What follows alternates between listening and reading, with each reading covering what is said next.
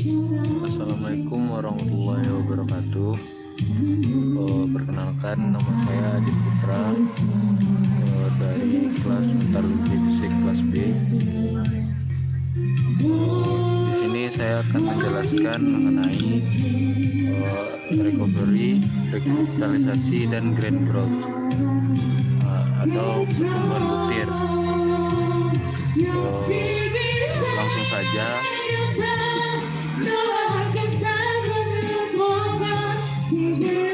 Pada bagian pertama kita itu membahas mengenai recovery. Recovery itu merupakan tahap pemulihan kembali sifat mekanik dari suatu logam, di mana terjadi restorasi sifat logam hasil pengerjaan dingin tanpa mengalami perubahan kekuatan dan kekerasan material atau sifat mekanisnya. Proses ini berlangsung dengan temperatur rendah. Efek utama dari recovery adalah pembebasan tegangan dalam atau internal stress yang disebabkan oleh pengerjaan dingin.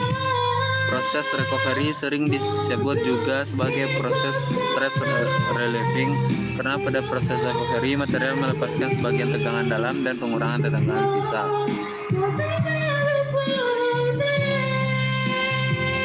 Selanjutnya itu fenomena-fenomena yang terjadi pada proses recovery. Yang pertama itu penghilangan void defect. Itu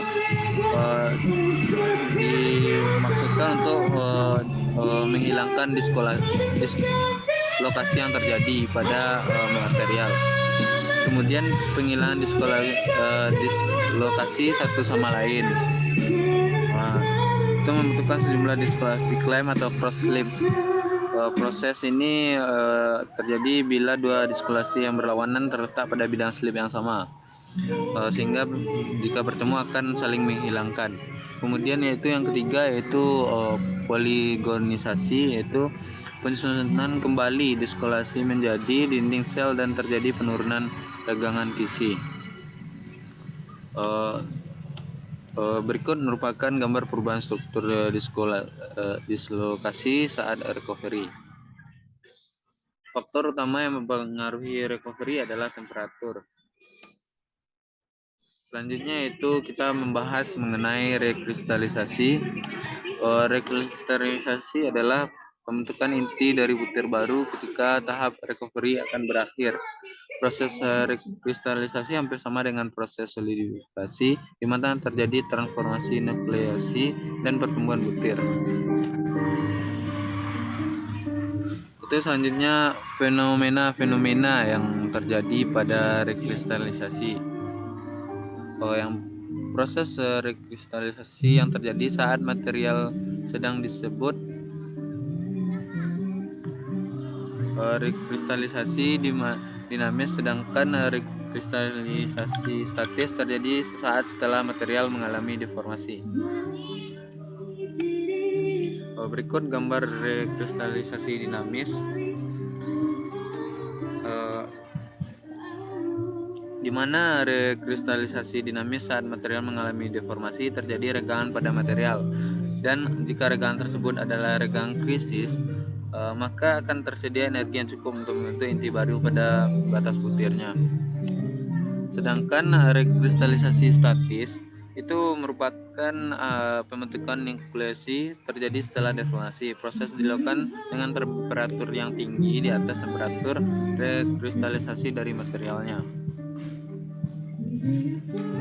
Selanjutnya kita membahas tentang faktor yang mempengaruhi proses rekristalisasi. Yang pertama itu presentasi cold working-nya. Itu maka pada semakin besar nilai core working-nya, maka temperatur rekristalisasi semakin rendah dan butir yang dihasilkan lebih kecil. Kemudian temperatur dan waktu.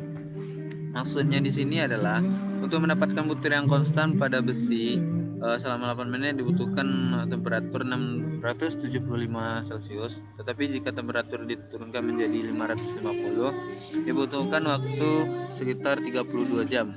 Itu merupakan perbandingan yang jauh. Kemudian komposisi atau paduan. Maksudnya di sini adalah rekristalisasi mudah terjadi pada paduan dibandingkan pada logam murni. Kemudian yaitu ukuran butir. Semakin kecil ukuran butir awal, maka makin banyak batas butir, maka setelah deformasi akan mudah terjadinya rekristalisasi. Kemudian yaitu yang terakhir yaitu pertumbuhan butir atau grain growth. Maksudnya di sini adalah pertumbuhan butir itu terjadi ketika rekristalisasi primer terbentuk secara sempurna. Karakteristik utama adalah terjadinya penurunan kekuatan dari material dengan bertambahnya ukuran butir. Kemudian kita membahas mengenai fenomena-fenomena yang terjadi pada pertumbuhan butir. Di situ itu pertumbuhan butir dapat dicegah dengan adanya fase kedua yang didispersi merata. Kemungkinan yang kedua adalah adanya suatu orientasi butir awal tertentu. Laju pertumbuhan butir meningkat dengan forwardnya dan temperaturnya. Kemudian kita membahas faktor yang mempengaruhi pertumbuhan butir.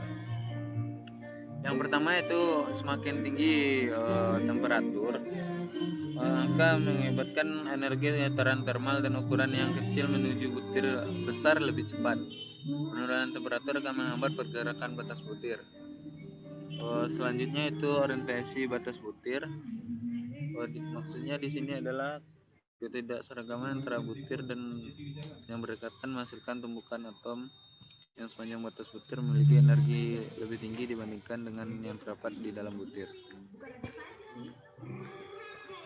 Mungkin sekian hasil dari makalah yang saya buat dan saya presentasikan. Jika ada terdapat kesalahan pada materi yang disampaikan, saya mohon maaf. Saya akhiri dengan Assalamualaikum warahmatullahi wabarakatuh.